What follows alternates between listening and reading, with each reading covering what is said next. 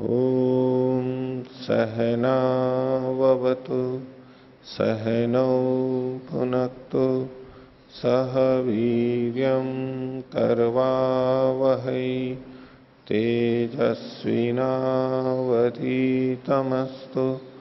मा विद्विषावहै। ओम शांति शांति शांति। मीमांसा दर्शन की 130वीं कक्षा, मीमांसा दर्शन के तृतीय अध्याय के प्रथम पाद का छठा अधिकरण हम देख रहे हैं और इसमें हमने 12वें सूत्र के आगे, सूत्र तो 12वां आगे आएगा पर यह भूमिका चल रही है।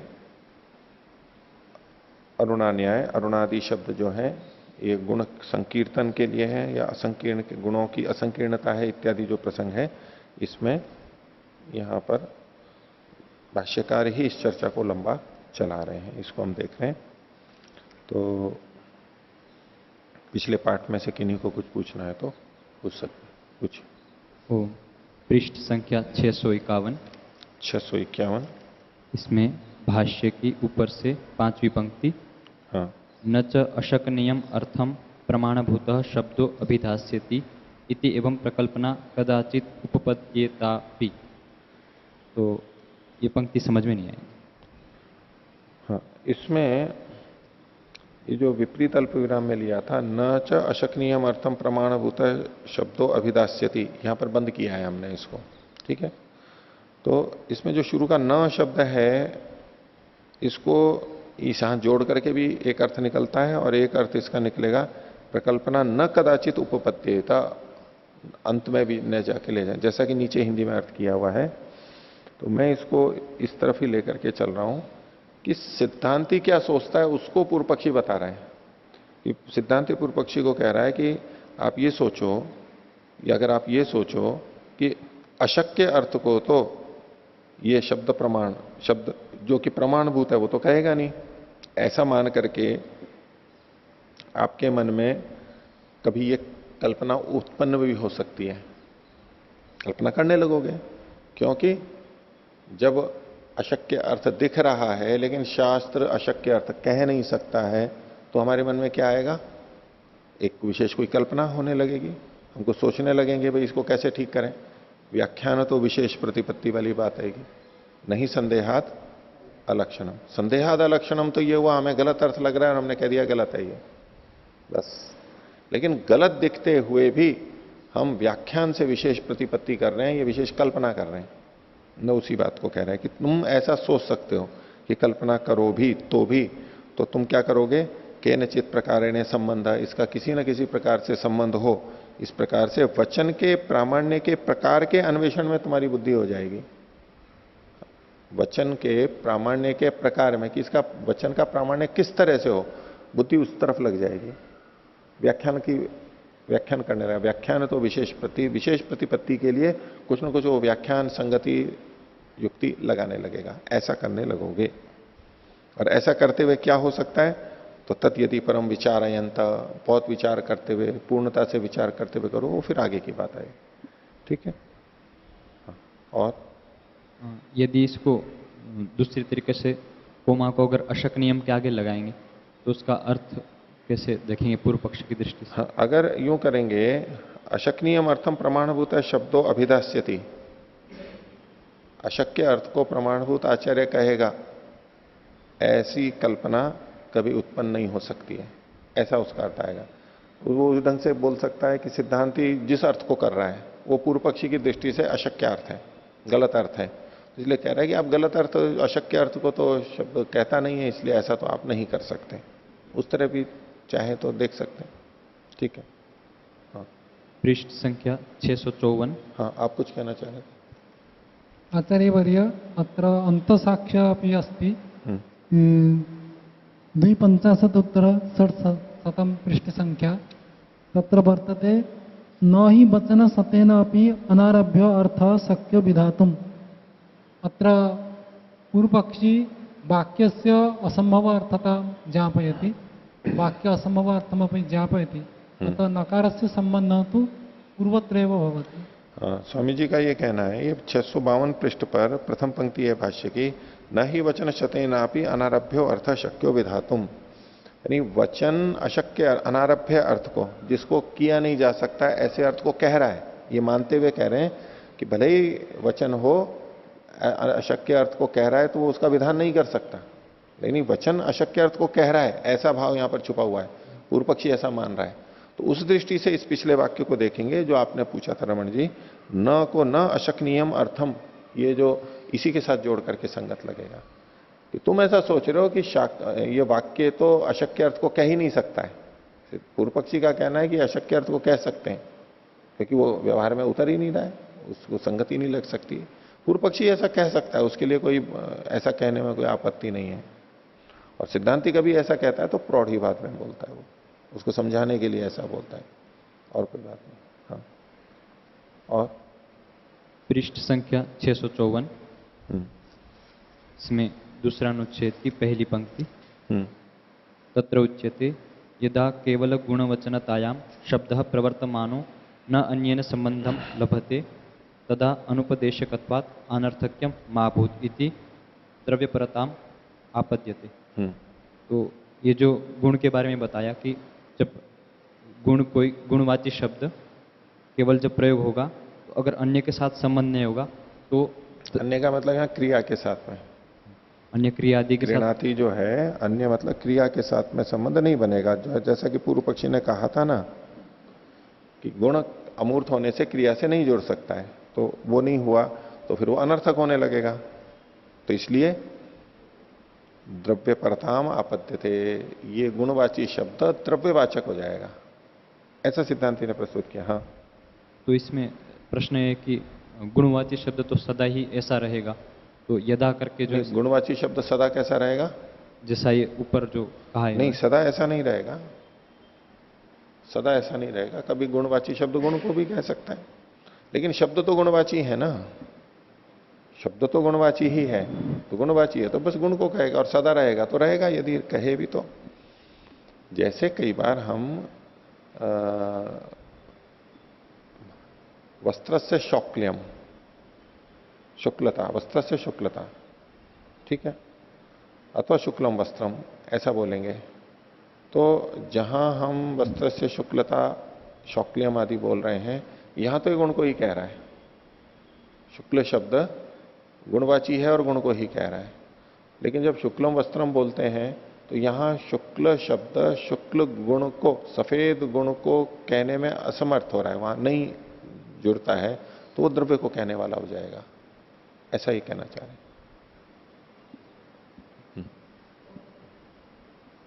पृष्ठ संख्या 651 पे हाँ, दूसरा अनुच्छेद की पहली पंक्ति के अंत से हाँ, संयोग अविशेषात प्रकरण, संयोग तो अविशेषात, हाँ, संयोगतः अविशेषात प्रकरण अविशेषात।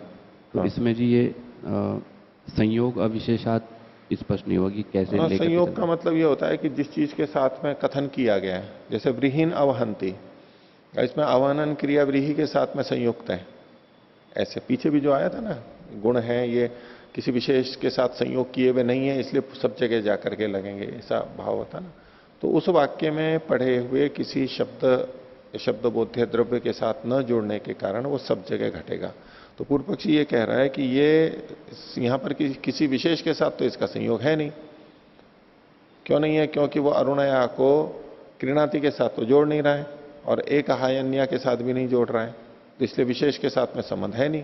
तो संयोग अविशेषात, संयोग से अविशेष होने से, किसी विशेष संयोग के साथ में नहीं जुड़ा हुआ है ये, ऐसा पूर्व पक्षी देख रहा है। एक हायन्या के साथ जुड़ता है लेकिन वो जुड़ा हुआ देख नहीं रहा है, इसलिए ये कह रहा है। और प्रकरण अविशेषाच, बोले कोई विशेष प्रकरण की दृष्टि से कि ये यहीं पर ही घटेगा ऐसा तो है नहीं, तो कहीं भी घट जाएगा। ये प्रकरण अविशेष से भी वो उस बात का संकेत मिलता है। ये क्रय वाला जो उत्तर था ना, क्रय प्रकरण, प्रकरण अविशेष, अगर क्रय का प्रकरण ही हम ले लेंगे तब तो प्रकरण विशेष ही हो गया। अब उसमें भी अगर हमको क्रय में ही डालना है तो यूं कह सकते हैं कि सोम क्रय के विशेष प्रकरण के साथ नहीं जुड़ा हुआ है, दूसरे क्रय के साथ भी जुड़ा हुआ है, वहां भी घटाने को घटा सकते हैं। लेकिन ये प्रकरण के का अविशेष है, कोई विशेष प्रकरण में नहीं कहा गया, ऐसा पूर्व पक्षी कह रहा है। क्योंकि प्रकरण के साथ क्यों नहीं जुड़ा हुआ है? प्रकरण के साथ जुड़ेगा तो क्रिया के साथ जोड़ना पड़ेगा इसको। किस प्रकरण के साथ जुड़ा है? वह क्रीणाति के साथ, अथवा सोमम क्रीणाति के साथ में जुड़ा हुआ है। बोले उससे तो ये जुड़ ही नहीं सकता गुणवाची शब्द, इसलिए किसी प्रकरण विशेष से ये जुड़ा नहीं है। प्रकरण का अविशेष है तो कहीं भी लग सकता है, ये दूसरे जगह भी जा सकता है, सब जगह घटना चाहिए पूरे प्रकरण में, ये अन्य प्रकरण में भी। हाँ, संयोगता अत्र पंचमी अंतम अस्ति अविशेषात संयोग तो विशेष विशेषण रूपेण सन्ति वा? नहीं, संयोग तो अविशेषात। पंचमी अंतस्य किम अर्थः? नहीं, इसको संयोगतः, ठीक है, दोनों लगा सकते हैं वैसे तो, संयोगतः। हाँ, और प्रकरण अविशेषात, यहां तो समस्त कर दिया है इन्होंने।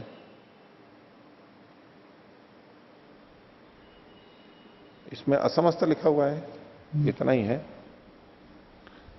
बाकी तो इनमें विशेषण विशेष्य भाव है ना। ये जो है ना प्रकरण अविशेषाच, प्रकरण कैसा है? अविशेष प्रकरण है, विशेषण विशेष्य भाव है इन दोनों में आपस में। ऐसा ही संयोग तो अविशेषात्म है, तो संयोगतः हमें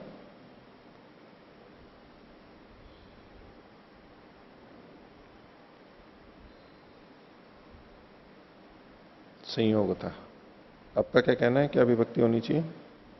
नीचे तो षष्ठी विभक्ति अर्थम अस्ति संयोग के समान होने से, संयोग के अर्थ तो न हो सकता। संयोग के, ठीक है, तात्पर्य में कर सकते हैं। संयोग के अविशेष होने से, संयोग के समान होने से लिखा है इन्होंने।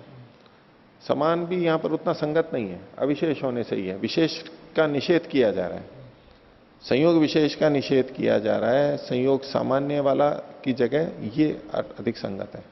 विशेष विशेषण में होगा, विशेष विशेषण ही मेरे को तो उस ज्यादा संगत है। तो केनापि सह संबंध नास्ति इति किम वदति?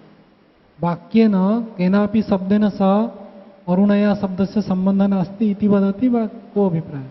हाँ, किसी विशेष के साथ संबंध है नहीं, क्रीणाति के साथ में संबंध नहीं है इत्यादि। ये जो पंचमी जो है ना संयोगता है, ये तो संयोगता पंचमी के स्थान में ही तो आया ही है।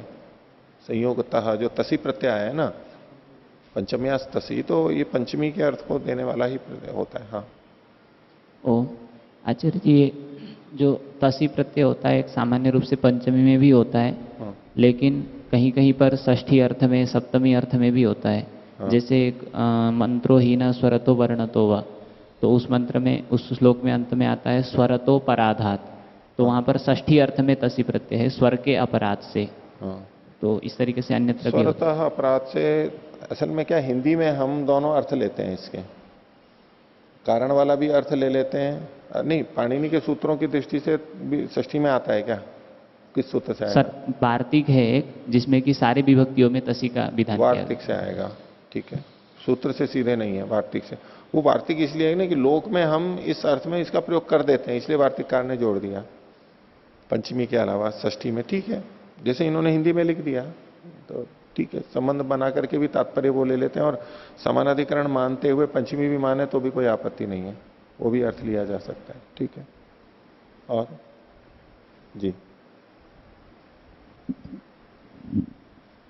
वो पृष्ठ संख्या 652 पर 652 नीचे से तीसरी पंक्ति, नीचे नीचे अनुच्छेद से तीसरी पंक्ति। जी, अव्यभिचारी च कारणम कारणवताम इष्टम, इसका स्पष्ट अर्थ समझ में नहीं। कारण हमें कौन सा इष्ट होता है, इच्छित होता है, तो वो अव्यभिचारी होना चाहिए। कारण मतलब हेतु। न्याय दर्शन की दृष्टि से हम देखें तो हेतु व्यभिचरित नहीं होना चाहिए। हेतु यदि व्यभिचार को प्राप्त हो रहा है तो वो हेत्वाभास के अंतर्गत चला जाता है। हेतु नियत होना चाहिए, अव्यभिचरित होना चाहिए, साहचर्य का नियम होना चाहिए। वह साहचर्य का नियम यानी व्याप्ति से युक्त होना चाहिए, वो ये एक सामान्य सिद्धांत है। और यदि वो कारण व्यभिचरित हो रहा है तो इष्ट नहीं होता है, हमारे को इष्ट नहीं होता है। कौए के बैठने से डाली टूटी, कौवा बैठा और डाली टूटी, ठीक है, और बिल्ली आई नीचे, छीके को देख रही है और उसे कुछ प्राप्त करना है, तो बिल्ली के भाग का छीका टूटा। बिल्ली देख रही है और छीका टूट गया, ठीक है। और बैलगाड़ी चल रही है, नीचे एक कुत्ता भी चल रहा है और वो बहुत सोच रहा है कि मेरे कारण से बैलगाड़ी चल रही है, ठीक है। अब उस समय तो लग रहा है, वो कह रहा है कि नहीं मेरे कारण से हो रही है, या कौवा बैठा और डाली टूटी, ऐसा कोई कहे तो, या कौवा बैठ रहा था उसी समय डाली टूट गई, टूटनी ही थी, तो ये कारण व्यभिचरित हो जाते हैं। वो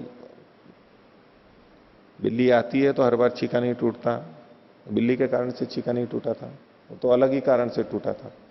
काकतालीय न्याय जो कौवे का होता है, तो कौवा आया, वो तो बहुत बार बैठता रहता है, कौवे के बैठने से डाली टूटती नहीं, कौवा इतना भारी नहीं होता कि उसके बैठते ही हर बार डाली टूटे, ऐसा। उसी तरह की डाली, बड़ी डाली तो नहीं टूटे, चलो जैसी डाली टूटी है वैसी ही डाली पे वो बार बार बैठेगा तो भी टूटेगी नहीं वो, ऐसे।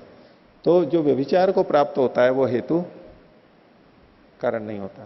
तो हमने देखा कि बादल आते हैं और बारिश हो रही है, तो बोले जब जब बादल आएंगे तब तक बारिश होगी, ऐसा हमेशा नहीं होता। हाँ, बारिश होती है तो बादल होंगे, ये ठीक है, लेकिन जब जब बादल होंगे तो बारिश होगी, ये व्यभिचरित हेतु हो रहा है। तो कारणों को जब हम खोजते हैं तो उन कारणों में कारण किसे स्वीकार करते हैं, इष्ट कौन सा होता है, जो अव्यभिचरित होता है, ऐसा।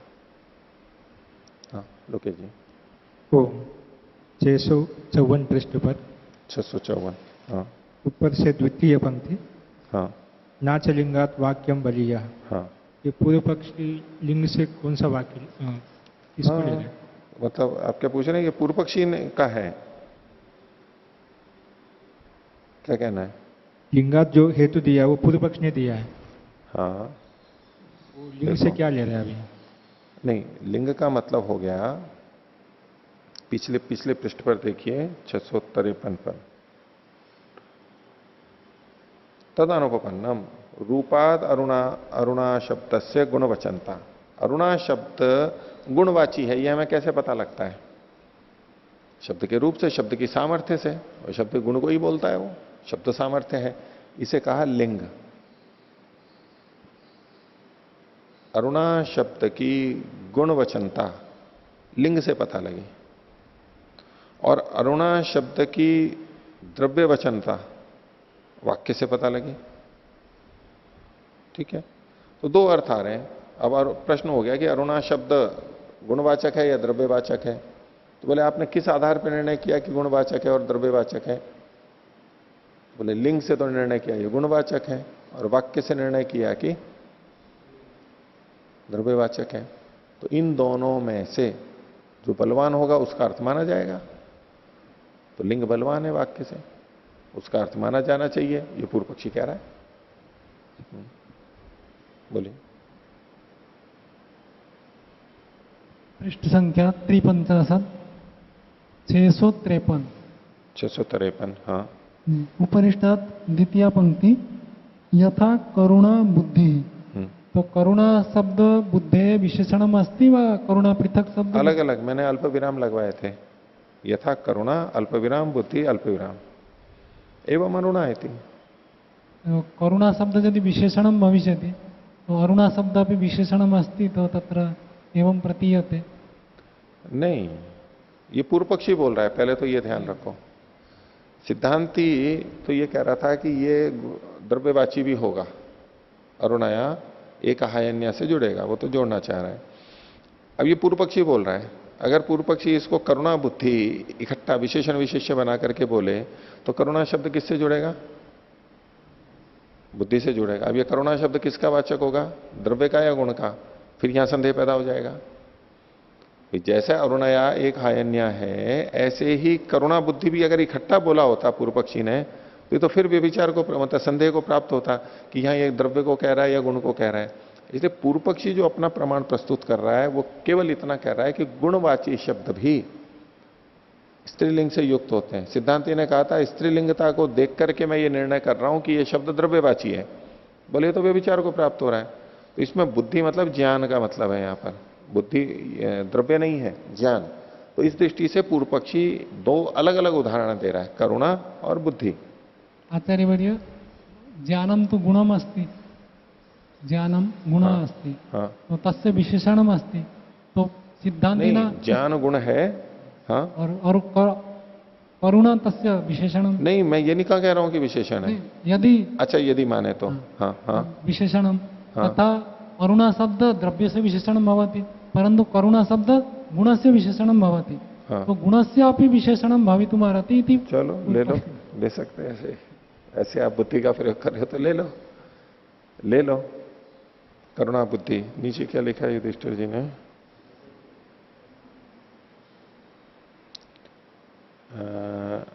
जैसे करुणा बुद्धि या करुणा शब्द गुणवाचक होते हुए भी स्त्रीलिंग से संबद्ध है, तो केवल करुणा शब्द लिया इन्होंने।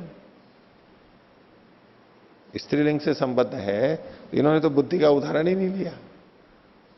ये व्याख्या थोड़ा ना की है इन्होंने, नहीं तो यहां ये केवल करुणा शब्द को ले रहे हैं। पृथक न मन्यते ना, विशेष विशेषणम अस्ति, नहीं, तदर्थम इसको इन्होंने कुछ अभिव्यक्ति नहीं किया उस तरह जैसे आप कह रहे हो। वैसे लग सकता है, आप उस ढंग से भी लेना चाहो। ये था करुणा बुद्धि। अभी तो अन्य टीकाकारों को देखना पड़ेगा कि वो कैसे ले रहे हैं। अगर इस तरह से व्याख्या की जा रही है तो ठीक है, उसमें आपत्ति नहीं है। कि आपका ये कहना है कि करुणा शब्द में स्त्रीलिंग है और ये होते हुए भी द्रव्य को नहीं कह रहा है, गुण को ही कह रहा है, क्योंकि बुद्धि भी गुण है, बुद्धि भी गुण है, ठीक है। और इसमें बुद्धि शब्द जो है वो, बुद्धि शब्द जो है वो, उसमें भी स्त्रीलिंग है। स्त्रीलिंग होते हुए भी वो गुणवाची, उसके लिए फिर एक और शब्द लाना पड़ेगा क्या? करुणा के लिए जैसे बुद्धि लाना पड़ा, ऐसे बुद्धि की में जो स्त्रीलिंग है उसकी स्त्रीलिंगता को गुणवाची सिद्ध करने के लिए एक और शब्द लाना पड़ेगा आगे। नहीं समझ रहे हो? जैसे करुणा के आगे करुणा को समझाने के लिए बुद्धि लाना पड़ा ना, जिस शैली में आप कह रहे हो कि करुणा शब्द में स्त्रीलिंग आया है, वो भी गुण को ही कह रहा है, द्रव्य को नहीं कह रहा है। और वो गुण कौन सा है? बुद्धि गुण है। मैं कह रहा हूं कि बुद्धि शब्द में जो स्त्रीलिंग प्रत्यय आया है, स्त्री प्रत्यय नास्ति तत्र, भिन्न रूपेण पुल्लिंगात् स्त्रीलिंग शब्द न उत्पद्यते तत्र। यथा करुणा शब्दात् करुणा भवति, हाँ। तथा बुद्धि शब्द कस्मित् पुंग शब्दात् न उत्पद्यते। नहीं, पुल्लिंग शब्द से भले ही ना बनता हो। अच्छा, बुद्धि शब्द में लेकिन स्त्रियाम तिन तो आया है ना, लेकिन तो स्त्री अर्थ को नहीं कहेगा, वो स्त्री प्रत्यय वाला, यानी स्त्रियाम के अधिकार में जो स्त्री प्रत्यय आते हैं उस दृष्टि से तो ठीक है, चलो नहीं है। लेकिन कृत प्रत्यय तो है ना, ये कृत प्रत्यय है और वो स्त्रीलिंग में ही आया है, तो हम इसको उस तरह से स्त्री प्रत्यय नहीं देख सकते। आप कहना चाह रहे हो कि करुणा में तो टाप आया, ये स्त्री प्रत्यय है, और बुद्धि में स्त्री प्रत्यय नहीं है। आप ऐसा कहना, स्त्री की स्त्रियाम के अधिकार वाला प्रत्यय नहीं है, लेकिन इसको स्त्री प्रत्यय नहीं कह सकते। स्त्रीत्व को बताने वाला, देखो बुद्धि शब्द स्त्रीत्व को बता रहा है, और इसके साथ साथ सा बुद्धि इत्यादि हम स्त्रीलिंग के ही लाएंगे। बुद्धि शब्द स्त्रीलिंग है, उसमें स्त्रीत्व को लाने वाला कौन है? स्त्रीत्व को लाने वाला कौन है? क्या हम ये तर्क दे सकते हैं कि स्त्रियाम के अधिकार का कोई प्रत्यय यहां नहीं है, इसलिए ये स्त्री शब्द नहीं है, स्त्रीलिंगवाची नहीं है? ऐसा कोई हम तर्क नहीं दे सकते ना व्याकरण की दृष्टि से। मम अभिप्राय पुंगमत भाषित नास्ति। हाँ। तो स्त्री प्रत्यय केवल स्त्रीत्व अर्थे आगच्छति यत्र तत्रैव ऐसा नियम। कोई बात नहीं है। देखो, पूर्व पक्षी केवल इतना बताना चाहता है कि गुणवाची शब्द में भी स्त्रीलिंग होता है। आप लिंग के आधार पर द्रव्यवाचकता को निर्धारित नहीं कर सकते। लिंग आया है तो द्रव्य ही होगा। व्यभिचार दिखा रहा है तो व्यभिचार करुणा शब्द में भी दिखा रहा है और बुद्धि शब्द में भी दिखा रहा है। इसको आप यूं भी देख सकते हैं कि स्त्री प्रत्यय वाला ला करके और एक बिना स्त्री प्रत्यय के ला करके भी जो स्त्री में प्रत्यय आया है स्त्री अर्थ में, उसको दो तरह के उदाहरण दे दिए, करुणा और बुद्धि। कोई आपत्ति नहीं है उसमें, केवल इतना सही तो बताना है ना उसको। हाँ, ठीक है। तो आगे का पाठ देखिए, पृष्ठ संख्या 655। हमने देखा था दूसरी पंक्ति के अंतर लिया था, उसमें सिद्धांती ने कुछ बात रखी थी, उसका खंडन अब पूर्व पक्षी कह रहा है नैता देवम, ये ऐसा नहीं है। कैसा नहीं है? उसके लिए थोड़ा सा पीछे आपको देखना पड़ेगा। सिद्धांती कहां से शुरू हुआ था? 654 पर जो दूसरा अनुच्छेद है वहीं से सिद्धांती शुरू हुआ था, ठीक है। तो या तो उसका और आगे का देखिए कि सिद्धांति ने क्या कहा कि यदि, अंतिम वाला हेतु देखिए कि यदि अरुणा शब्द अरुणया क्रीणाति के साथ नहीं जुड़ेगा, अभ्युपगम से कह रहा है, नहीं जोड़ रहे हो आप, तो फिर यहां नहीं जोड़ रहा है तो अन्य भी जहां आप जोड़ना चाह रहे हो पूरे प्रकरण में वहां पर भी नहीं जोड़ सकता है, क्योंकि वहां भी किसी क्रिया से नहीं जुड़ सकेगा इसी हेतु से कि ये गुणवाची है तो अमूर्त होने से क्रिया का साधक नहीं बनेगा, साधन नहीं बनेगा। और दूसरा, क्रिया के जो साधन है उनसे भी नहीं जुड़ेगा, जैसे कि एकायन्य से नहीं जुड़ रहा है, वो तो सब जगह दोष आएगा। तो तच्च उभयम अपनी अनुपन्नम, ये बात तो दोनों ही जगह उत्पन्न नहीं हो रही है, ये दोनों ही आपके पक्ष में भी संगत नहीं होंगे। इसलिए अनर्थकत्व परिजिहीर्षया, अनर्थकत्व को हटाने की इच्छा से सन्निहित न, पास में जो पढ़ा हुआ शब्द है एक हायनी शब्द है ना, एक हायनी इस शब्द से के साथ में अरुणा शब्द संबद्ध थे, उससे संबद्ध होता है, गलत तो हमें करना नहीं है। तो अरुणया का एक हायन्या से कैसे संबंध जुड़ रहा है उसको इसने बताया, और कोई चारा नहीं है, मानना पड़ेगा। थोड़ा दोष होते हुए भी यही ठीक है। अब इस पे पूर्व पक्षी कह रहा नहीं तदेवम, ऐसा नहीं है यहां पर। क्यों? न ही अयम अरुणा शब्द एक हायनी विशेषणम भवितुम अर्हति, अरुणा शब्द एक हायनी का विशेषण ही नहीं हो सकता है।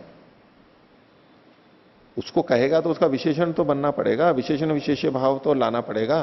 तो अरुणया, ये अरुणा शब्द एक आयनी का विशेषण नहीं बन सकता, पूर्व पक्षी ने कहा।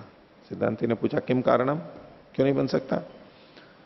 सिद्धांत पूर्व पक्षी कह रहा है कर्ण विभक्त्या तृतीया समुच्चरितो अयम, अरुणयाम ये तृतीया विभक्ति जो कि कर्ण विभक्ति है उसके साथ में से उच्चरित है, यानी उससे युक्त है।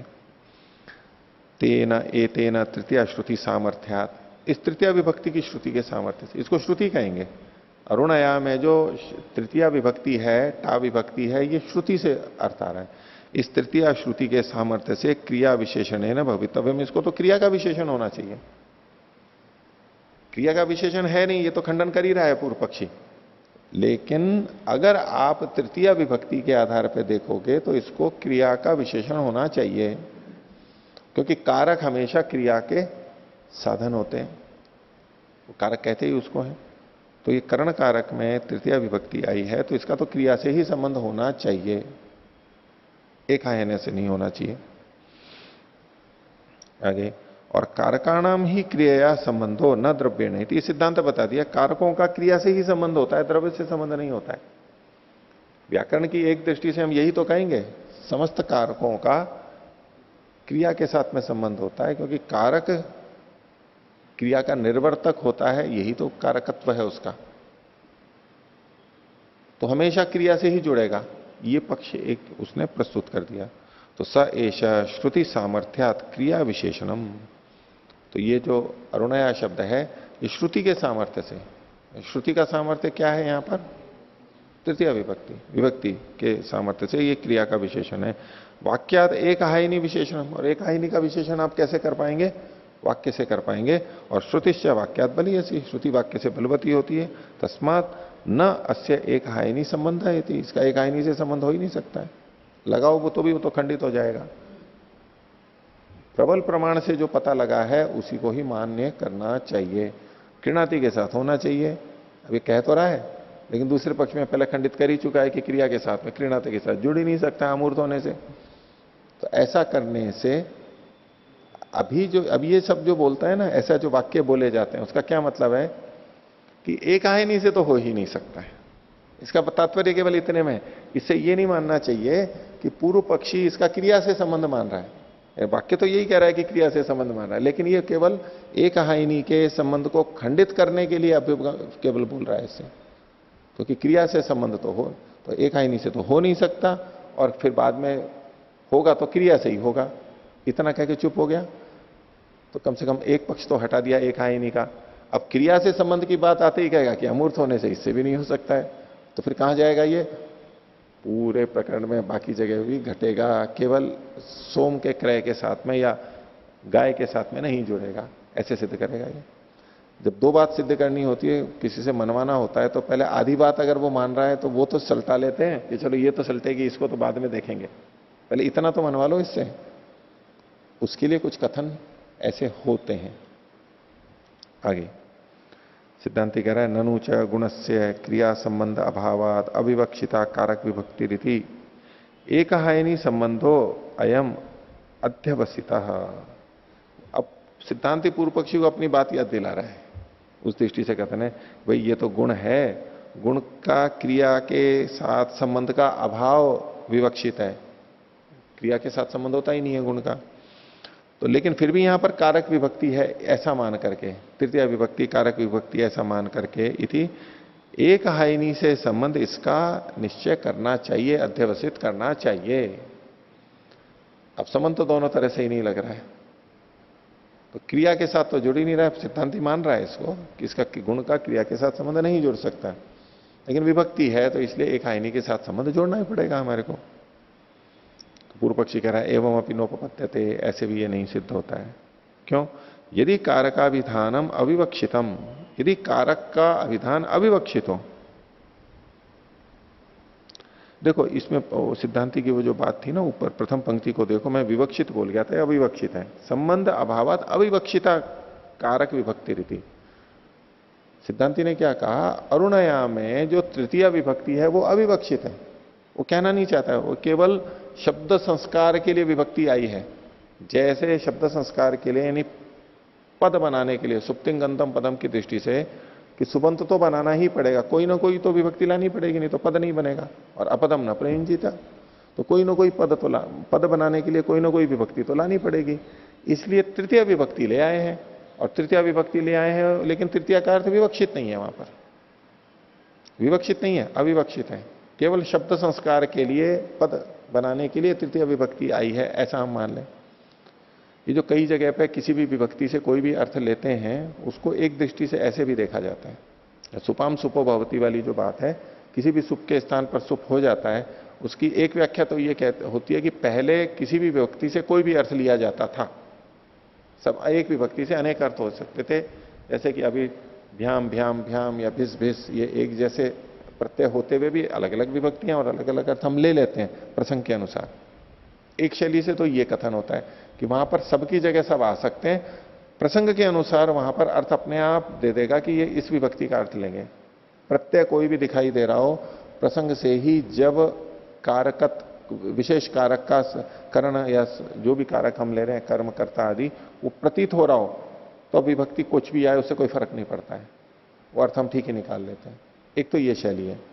दूसरे ढंग से क्या कहते हैं इसको कि अर्थ प्रसंग अनुसार अपने आप आ ही रहा है, विभक्ति केवल उसको पद बनाने के लिए आई थी और कोई मतलब नहीं है। जो विभक्ति आई उस विभक्ति का कारकत्व वहां विवक्षित नहीं है।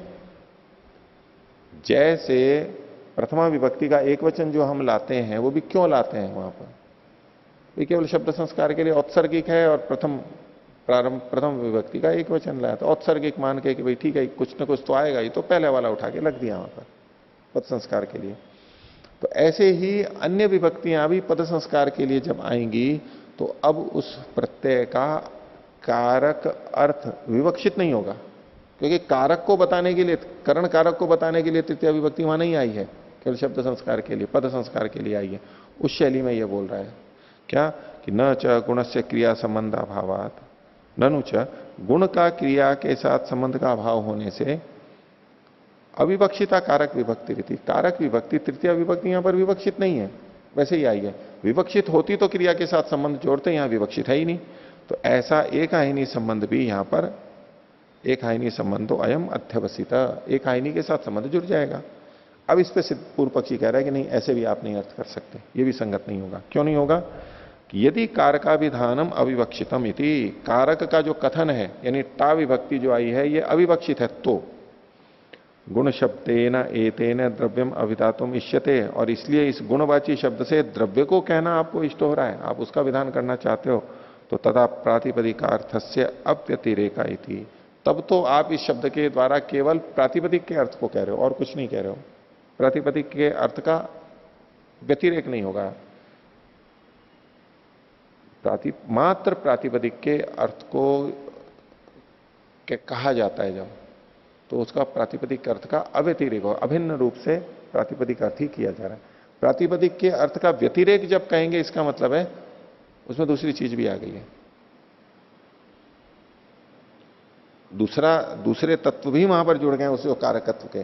तो जब आप तृतीया का अर्थ अविवक्षित मान रहे हो तो ये केवल प्रातिपदिक के अर्थ को कह रहा है और कुछ नहीं कह रहा है, पूर्व पक्षी बात को रख रहा है। तो प्रातिपदिक अर्थ से अव्यतिरेक यदि प्रथमा विभक्ति प्राप्त न होती, फिर तो यहां प्रथमा विभक्ति प्राप्त होनी चाहिए। प्रतिपदिक का अर्थ मात्र में प्रथमा विभक्ति प्राप्त होती है, अविवक्षित होने से तो प्रथमा, तो तृतीया क्यों पड़ी गई है यहां पर, ये प्रश्न उठा रहा है। न ही तृतीयांत तम अभिसंबंधम शक्नोति वक्तुम। और बोले ये जो तृतीयांत शब्द है अरुणया, ये उसके साथ में संबंध को नहीं कह सकता। किसके साथ में? एकहायन्य के साथ में। न ही तृतीयांत तम अभिसंबंधम शक्नोति वक्तुम। आगे न च अन्यथा अनुपपत्ति ही, और किसी तरह से तो संगति लग नहीं रही है। इति ऐसा मान करके अन्यो अस्य अनुपपद्यमानो अर्थ शक्यते, नहीं, इसको न को बाद में लेंगे। अन्यथा अनुपपत्ति ही इति, अन्य तरह से उपपत्ति हो नहीं रही है, अनुपपत्ति है, संगति नहीं लग रही है, ऐसा मान करके अन्यो अस्य अनुपपद्यमान अर्थ, और कोई जो अर्थ नहीं घट रहा है वो अर्थ न शक्यते कल्पयितुम, वो आप नहीं ले सकते। संगति नहीं लग रही है इसलिए जिससे संबंध नहीं जुड़ रहा है वो अर्थ आप यहां जोड़ दोगे, ये तो ठीक नहीं है, ये नहीं हो सकता है। उसके लिए उदाहरण दे रहे हैं, यथा अग्नौ तिष्ठति माणवकः, माणवक यानी बच्चा, बालक अग्नि में बैठा हुआ है, अग्नि पर बैठा हुआ है, मैं या पर कोई सा भी ले लीजिए, अग्नि पर बैठा हुआ है। तो इत्युक्ते ज्वलने अनुपपद्यमानो, ज्वलन में तो यानी जो ज्वलनशील अग्नि है उसमें तो ये संगत लग नहीं रहा है, प्रयोग में घट नहीं रहा है, उस पर तो बैठ नहीं सकता है वो सामान्यतः। अब यूं कोई बैठ गया हो अग्नि पे तो एक अलग बात है, जैसे सती प्रथा में कोई अग्नि पे बैठी हो या बैठा दिया हो किसको, वो एक अलग बात है, लेकिन सामान्यतः कोई बैठता नहीं है अग्नि पे, तो ये अनुपपद्यमान अर्थ है। तो ऐसा मान करके कोई कहे कि अच्छा अग्नि पे तो बैठ नहीं सकता, तो फिर क्या करना चाहिए?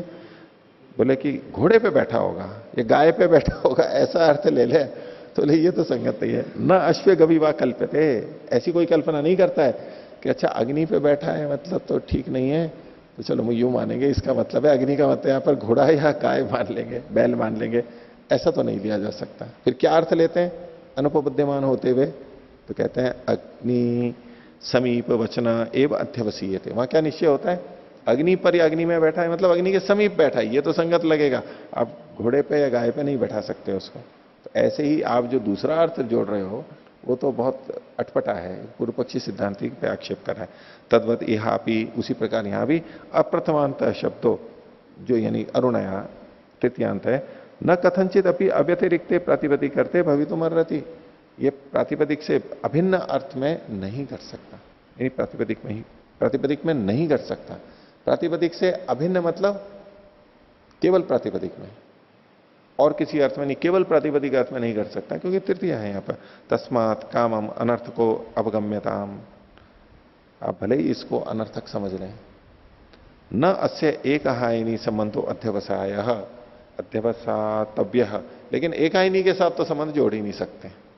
अनर्थक मानो तो मान लो वो चलेगा, आप इसको अनर्थक कह दो, वो तो फिर भी युक्ति संगत लग रहा है कि ये गलत बात है, लेकिन गलत है तो आप कुछ भी कर लोगे, ये तो कोई बात नहीं है। ठीक है, आगे देखिए, अब इस पे सिद्धांति और कह रहा है, न ब्रूमा, हम ऐसा नहीं कह रहे हैं। न कारकम अरुणा शब्देन अभिधीयते, अरुणा शब्द से कारक नहीं कहा जा रहा है, हम ऐसा नहीं कह रहे हैं।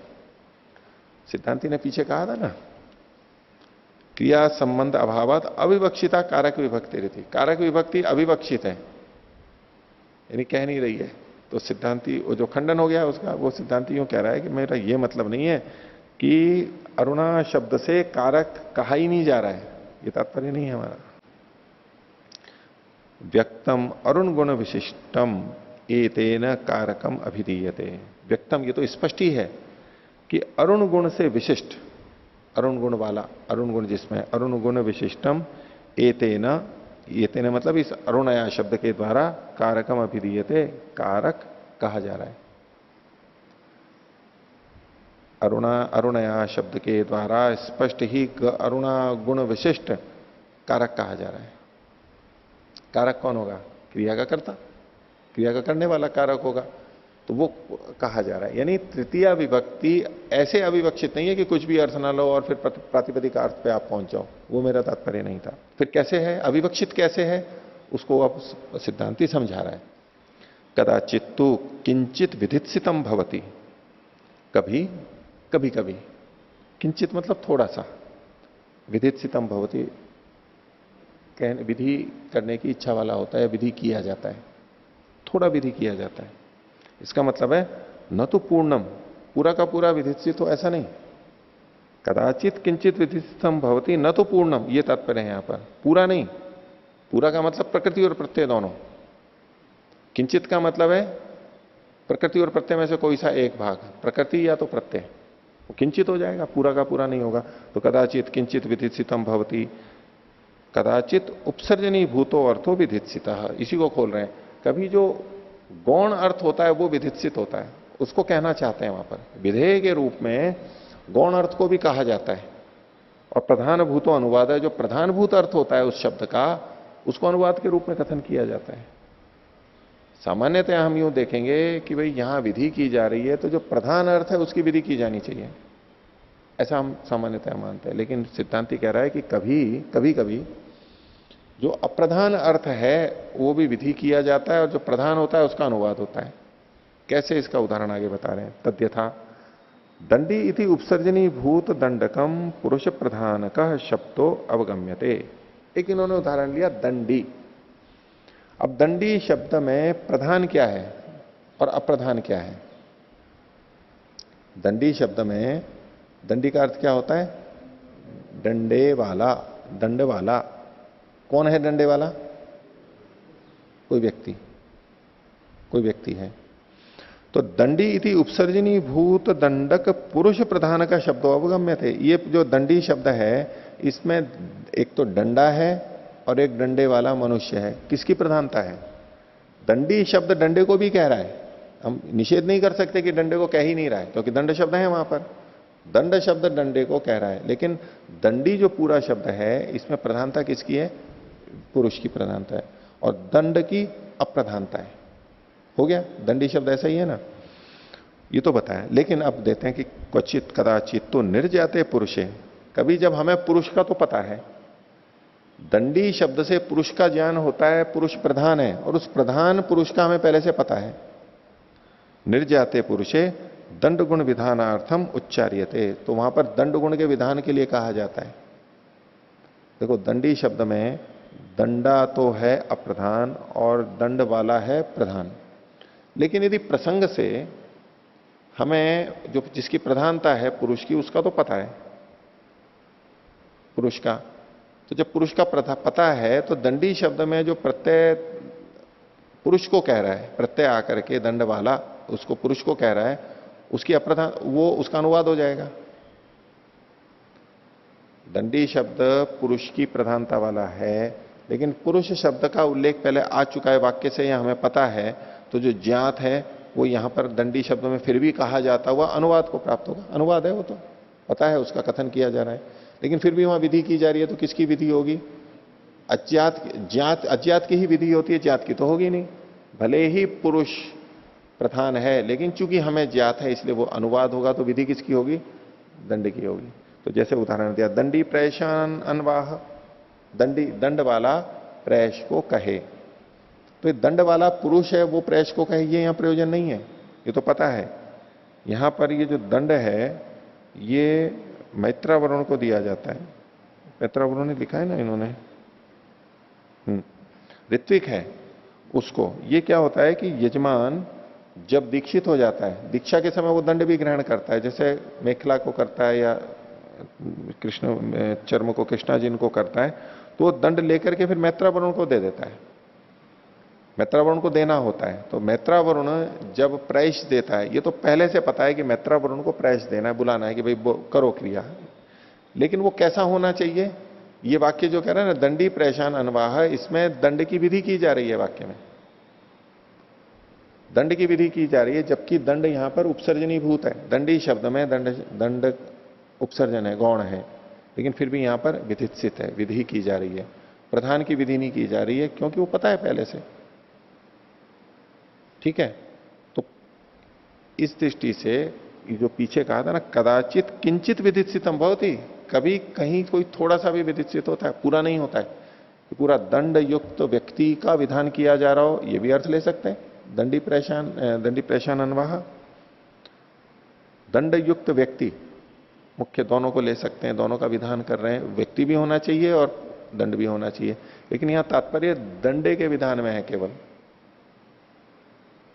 तो ऐसा भी होता है।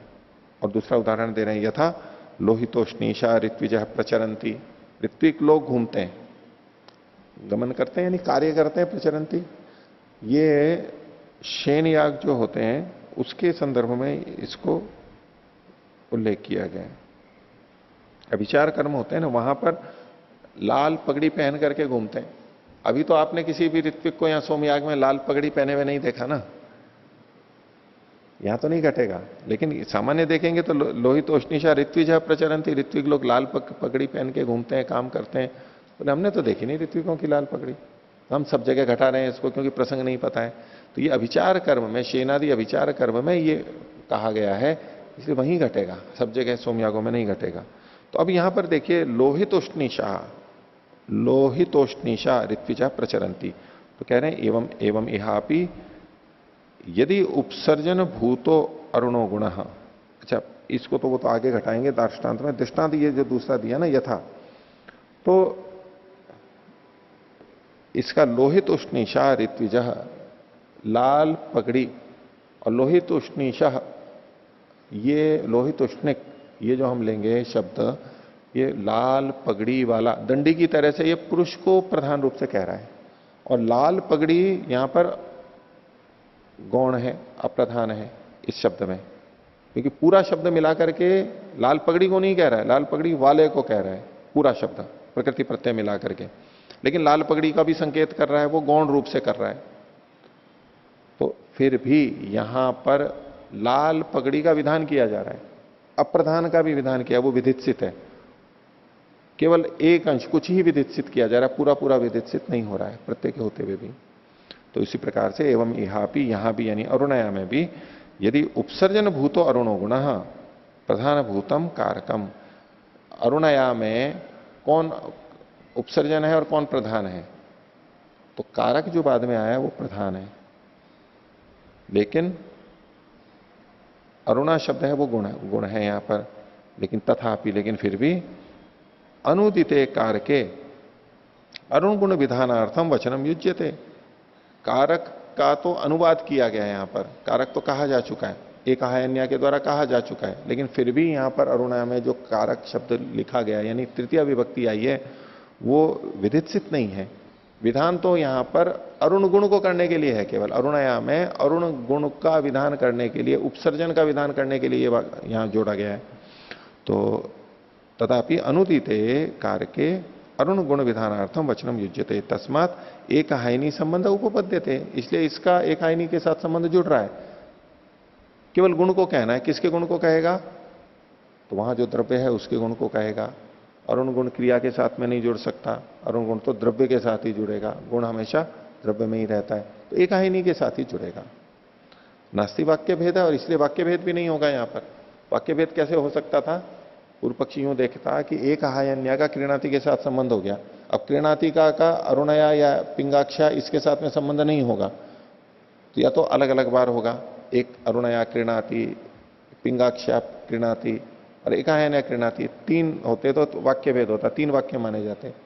तो बोले कि ये अरुण गुण मात्र को कह रहा है, एक हायनी से जोड़ करके ये विधि की जा रही है यहां पर, और इसलिए वाक्य भेद यहां पर नहीं होगा, तो एक हायनी के साथ में संबंध जुड़ेगा।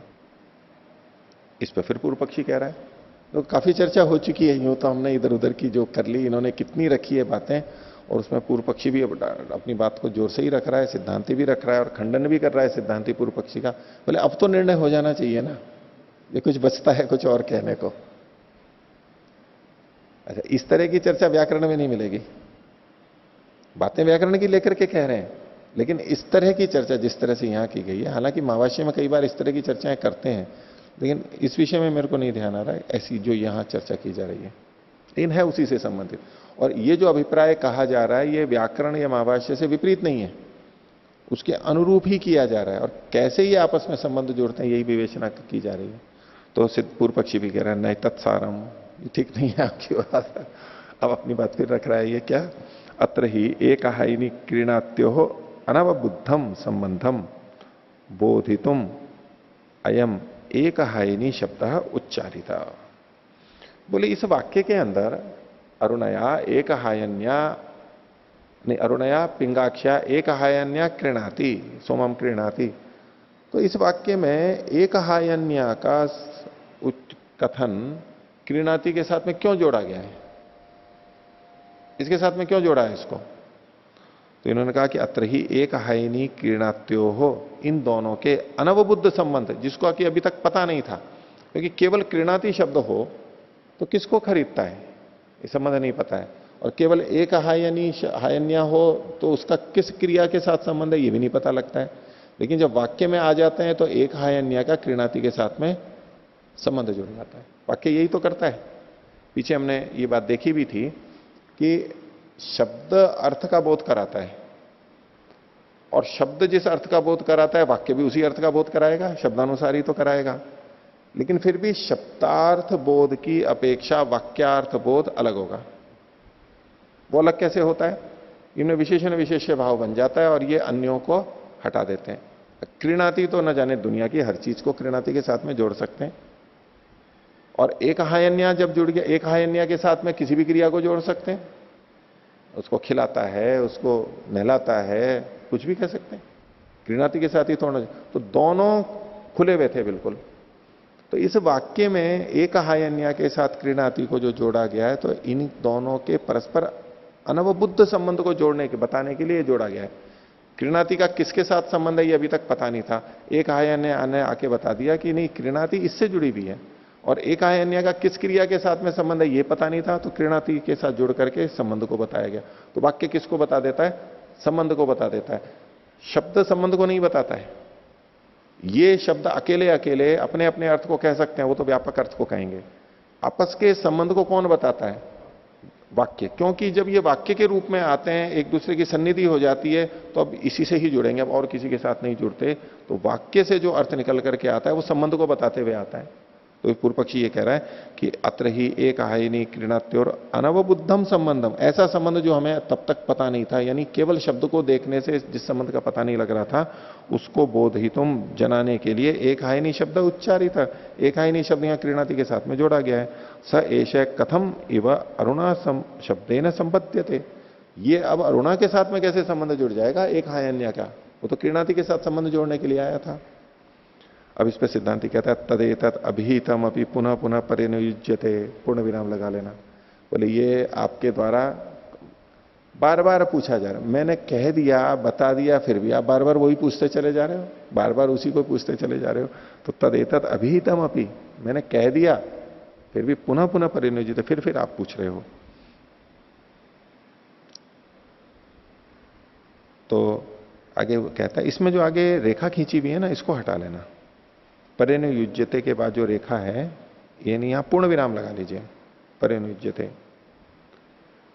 आगे कहते हैं कथम पुनः एक हायनी शब्द से, एक हायनी शब्द का, वो पूर्व पक्षी क्या पूछ रहा है उसके लिए दृष्टि से है कि एक हायनी शब्द का क्रीणातिना अरुण गुणेन च समाने समभिव्याहारे, क्रीणाति के साथ और अरुण गुण के साथ में समान कथन होने से, समान रूप में कथन होने से, समान कथन होने पर भी क्रीणाति न संबंधो अभ्युपगमनीय, क्रीणाति के साथ तो संबंध स्वीकार करना चाहिए। न पुनः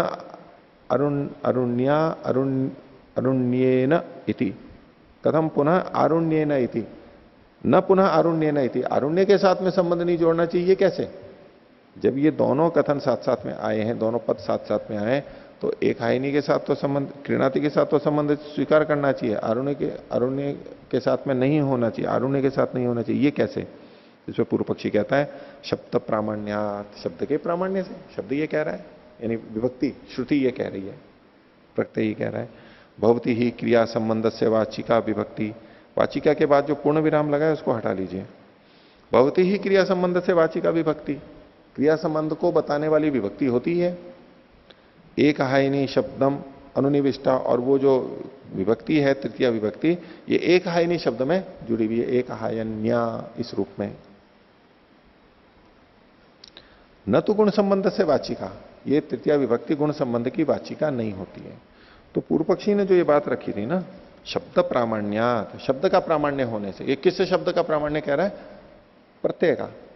प्रत्यय भी शब्द है ना, शब्द के प्रामाण्य से मतलब इस तृतीया विभक्ति के प्रत्यय के प्रामाण्य से मैं इस बात को कह रहा हूं। तो इसमें सिद्धांति पूछता है का पुनः क्रिया संबंध से वाचिका का वा गुण संबंध से इति। बोले इनमें से कौन सी विभक्ति है जो क्रिया के संबंध को बताती है और कौन सी गुण के साथ संबंध को बताती है, पूछ रहा है। तो पूर्व पक्षी कहता है कारक लक्षणा, जो कारक लक्षण वाली होती है वो विभक्ति क्रिया के साथ संबंध जोड़ती है। कितनी विभक्तियां होती हैं? 7 विभक्तियां, या संबोधन को मिला के 8 विभक्तियां हैं। तो उसमें से जो कारक विभक्ति हैं वो षष्ठी को छोड़ करके जो बाकी हैं वो कारक विभक्ति हो गई, वो क्रिया के साथ संबंध को बताती हैं। और गुण के साथ संबंध बताने के लिए कौन सी विभक्ति है? वो षष्ठी विभक्ति है, संबंध जो बताती है। ये सिद्धांत पूर्व पक्षी कह रहा है कि कारक लक्षणा क्रिया संबंधे विवक्षिते भवती द्वितीयादि, कारक के साथ में क्रिया के साथ संबंध विवक्षित हो तो द्वितीयादि विभक्ति होती है। अविवक्षित है पुनः कारके संबंध मात्र विवक्षायाम षष्ठी। और जब कारक अविवक्षित होता है, केवल संबंध मात्र बताना होता है, तो षष्ठी विभक्ति आती है। तो जिसमें षष्ठी विभक्ति होती है उस पद का संबंध क्रिया के साथ में नहीं जुड़ता है, वो दूसरे पद के साथ ही जुड़ेगा, वहीं के आसपास के।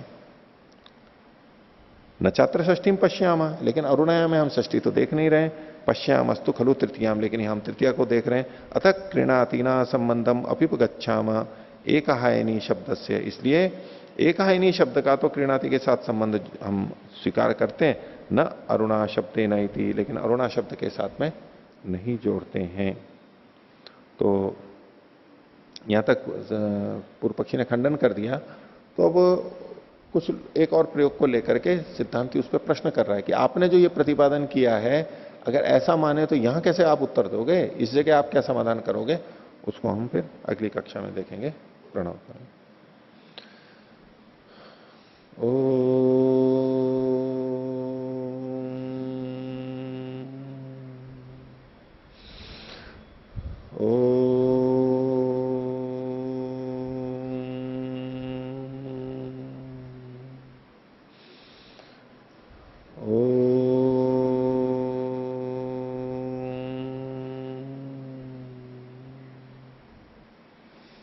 सभी को सादर अभिवादन। ओम।